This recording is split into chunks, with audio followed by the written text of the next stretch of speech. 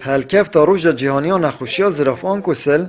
دهو که چالاکی کات انجام دان سمینار کو گفتگوی که وکیل دورو نخوشی سنتر نخوشی سینگی و هناسه پروچو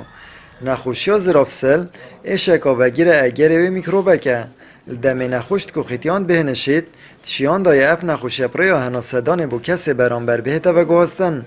تایبت اگر سیستم برگیریا لش کسی برانبر یا لاواز بید هندك مروفت هن احتمال منعونا كم بيتن لاواز بن آنجي نزيكي ايكي بين سلالة بيتن وجوهاستن هم دبيجم خاصة توانا هبيت بالغمي وانا هبيتون تجي ميكروب هبيتن او تشيت نقل كدوانا مجال شيء بمتى السبب بيجي ميكروبة كا بينهم ميكروب السلة وبيدا اجر هند سيستما هندك اندومت لشي مروفت جيتن بورا بتسيهد جيتن وهند جاش در وسيهد جيتن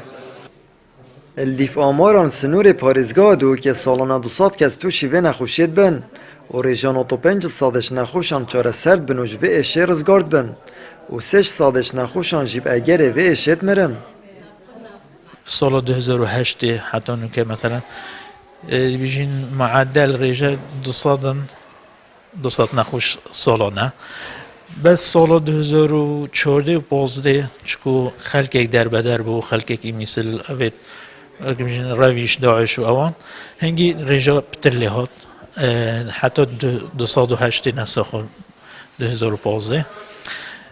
نوکه برف کم بون بیا بیچه که نگلک یعنی هر سال 500 کم بود سال 2008 من 177 نخوشه بون نوتو 500 و پتر نخوش چید بنوه ایدی 500 نسبه که زورو کم احتمال گیانی خوش دست بدن اوجه اون اوید دیسا احتمال دان عمر بید آن زی نهاتی چاره سر کرن نایب جانا خدا دو جاران توشی ایش آزراف بویه لیت نها دا اوب تمامیش به نخوشی رزگار بویه جبر که این نخوشی شکری جهه لو ما بودمه که درش چاره سری ورگرتیه 2010 اوه نخوشی از گرتم من 6 حیوان من علاج خو خار لیر المستشفى او نخوشی نما 2016 24 4 2016 از گرمه و شدید تقریبا 2 سال و 4 حیوان من علاج خار لیره خر مضبوط بالدقیق الحمدلله نکاو نخوشی نما امن ایشا زرافسل